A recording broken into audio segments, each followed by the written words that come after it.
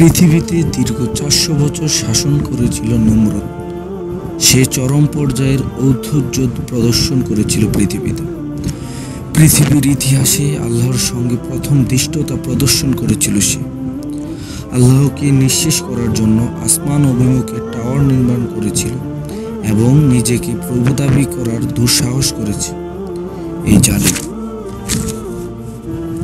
অবশেষে আল্লাহ তাআলা শাস্তিস্বরূপ একটি মশা তার নাকে প্রবেশ করান।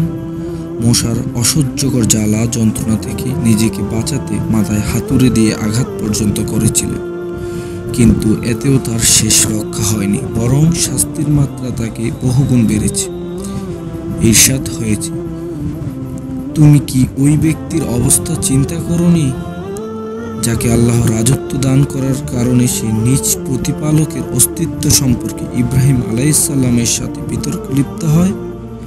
যখন ইব্রাহিম আলাইহিসসালাম বলল, তিনি আমার প্রতিপালক, যিনি জীবন দান করেন, মৃত্যুও ঘটান, তখন নমরুদও বলল, আমিও তো জীবন দান করি এবং মৃত্যুও ঘটাই। ইব্রাহিম বলল, আচ্ছা, আল্লাহ তো সূর্য পূর্ব থেকে পশ্চিমে উদিত করেন, তুমি তা পশ্চিম থেকে পূর্বতে উদিত করো তো।